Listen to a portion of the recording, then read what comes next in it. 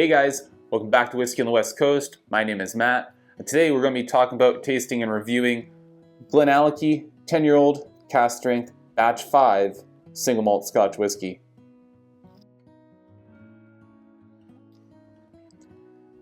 Now, we've talked about GlenAllachie before. If you didn't check out my review of GlenAllachie 12-year-old, you can find it right here. And we also talked about this specific bottling in my top whiskeys of 2022. And if you missed that video, you can also find the link right up here.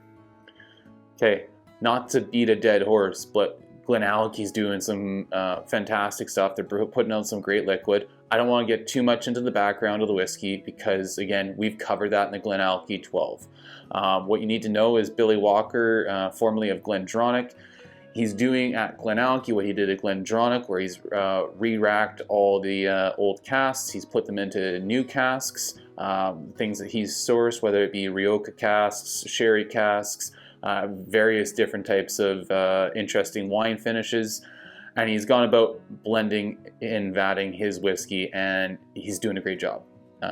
10 Cask Strength Batch 4 won a whiskey for award for best whiskey in the world from the World Whiskies Awards. Doing great stuff. Specifically about this bottling here, it is a vatting of Pedro Jimenez, Oloroso, Rioja, and Virgin Oak casks. It's coming in at 55.9%. Yeah, 55.9. It's non-chill filtered. It's natural color, just like everything GlenAllachie's doing these days. Interesting thing about GlenAllachie, all the spirit that we've been having released from Billy Walker is stuff that was distilled prior to him taking over to the distillery. That said, this past year in 2022, he actually released his first 4-year-old whiskey that was peated. And that distillate was actually distilled by Billy Walker and his team at GlenAllachie. It's some of the first distillate to come through that is entirely made by him and his team. So exciting stuff there, peated GlenAllachie, something new, and something that's entirely his. So looking forward to trying that hopefully one day. It's tough to get your hands on it. Yeah, lots to be excited about. With this bottle, it's got a cult following. We're on to batch 8 now, and it can be hard to get bottles. So I'm excited to dig into this one. I enjoyed batch 4. I didn't quite get along with batch 2. Let's talk about what's going on with this one. All right, let's get into the nose.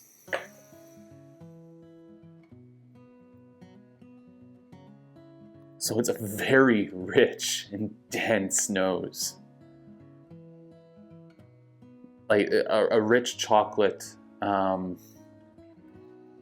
ginger spice, and like blackstrap molasses, like super, super thick smelling.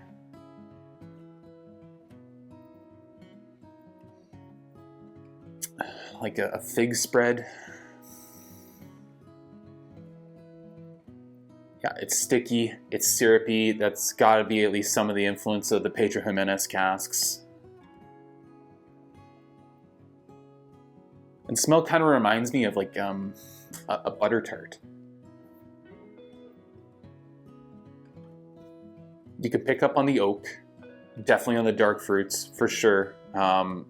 It's dark, it's brooding, and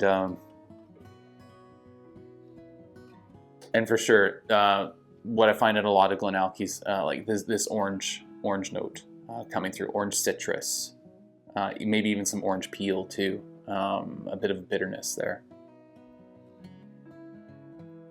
Yeah, this nose is alive. All right, let's try the palate.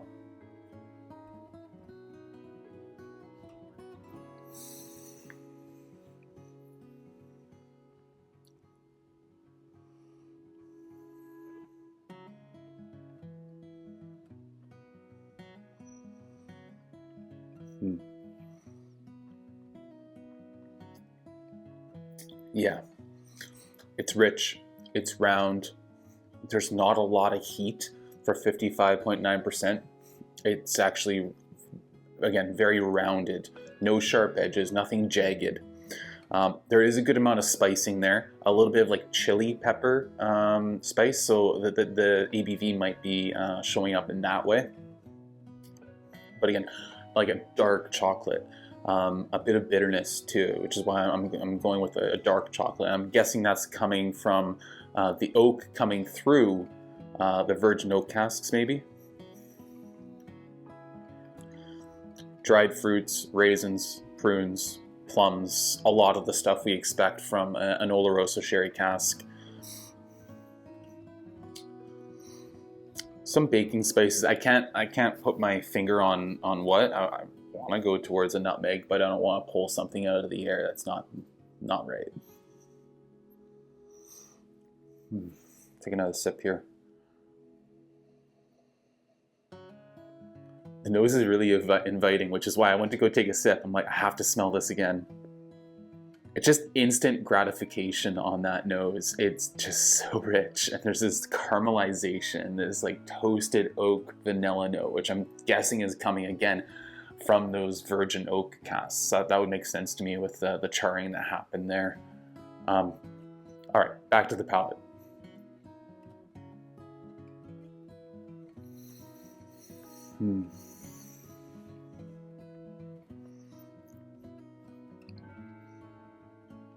Yeah, that orange. There's some florals going on. Pepper, for sure. Again, some of that heat coming through. And mocha. There's some coffee's getting in with that chocolate there, making a mocha. It's really enjoyable. And off the front, to add to the fruitiness, like some blackberries were there too. A little bit of like tartness with the dark fruits, which to me profiles like a blackberry. And maybe that's coming from the Rioja, from the wine casks. I'll have to dig a bit more of this to find that. And the finish, just leather, oak, really decadent resolve. This thing is just a dessert in the bottle. It's just yummy. I love it. Yeah, it's sweets and goodies. If you've been to like any Christmas markets and you come across like a roasted like nut stand, like those caramelized nuts, like what I'm thinking right now is like those baked caramelized cashews. There's a nutty tone to this, and with the caramelization and the sweetness. Yeah, this is delicious. This is really good. I have added water to this in the past. I don't like where it goes with water. I'm not sure if it's just a temporary thing when you're adding water fresh to a GlenAllachie 10 Cask Strength, but it actually comes off a lot hotter, for me anyways, than before. The nose, it brings out a bit more like vanilla and a bit more sweetness, but the palate, it just doesn't jive for me, just doesn't work. So I usually drink, at least the batch 5, I've been drinking it neat, and I've been getting on with it great. So let's talk value and then get into our score. So this bottle in my area here is about $128, let's say $130 Canadian. That seems to be fairly consistent across Canada, and I'm sure it's cheaper elsewhere, as it always is. That's good value for this. We got age stated, we got natural color, non-chill filtered. We have some openness about what casks went into the vatting. We've got a master at work with Billy Walker doing his thing, bringing us another banger. Yeah, I like this whiskey a lot. I don't want to go too crazy because it doesn't have the same depth of a lot of those like old school earthy Oloroso sherry casks, things of that nature. So I think a fair score for this, given the costs, because $130 isn't something to sneeze at. I'm going to say a good score for this is going to be 88.5 out of 100. All right, thanks for joining me here again on Whiskey on the West Coast. If you've had something from GlenAllachie, did you enjoy it? What did you have? And do you enjoy this kind of new school sort of sherry cask finished and wine cask finished whiskey? Is it something that you get along with? Let me know in the comments below. Other than that, you can share, like, subscribe. I'd really appreciate it. Until next time, sláinte.